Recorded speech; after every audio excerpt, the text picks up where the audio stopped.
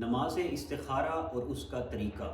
نماز استخارہ جس کا طریقہ خود نبی کریم صلی اللہ علیہ وآلہ وسلم نے تعلیم فرمایا، بخاری شریف اور اس کے علاوہ جماعت محدثین نے اس کو ذکر کیا۔ حضرت جابر بن عبداللہ فرماتے ہیں کہ نبی کریم علیہ السلام ہمیں تمام امور میں استخارے کی تعلیم ارشاد فرماتے، جس طرح قرآن مجید کی کوئی صورت سکھاتے۔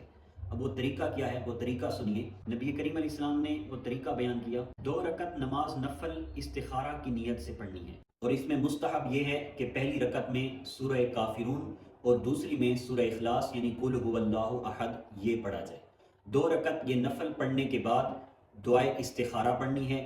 اللہم انی استخیرک بعلمک واستقدرک بقدرتک وَأَسْأَلُكَ مِن فَضْلِكَ الْعَظِيمِ فَإِنَّكَ تَقْدِرُ وَلَا أَقْدِرُ وَتَعْلَمُ وَلَا أَعْلَمُ وَأَنْتَ عَلَّامُ الْغُيُوبِ اللَّهُمَّ إِن كُنْتَ تَعْلَمُ أَنَّ هَذَا الْأَمْرَ خَيْرٌ لِّي فِي دِينِي وَمَعَاشِي وَعَاقِبَةِ أَمْرِي وَعَاجِلِهِ وَآجِلِهِ فَاقْدِرْهُ لِي وَيَسِّرْهُ لِي ثُمَّ بَارِكْ لِي فِيهِ وَإِن كُنْتَ تَعْلَمُ ان هذا الامر شر لي في ديني ومعاشي وعاقبة امري وعاجله واجله فاصرفه عني واصرفني عنه واقدر للخير حيث ثم ارضني به۔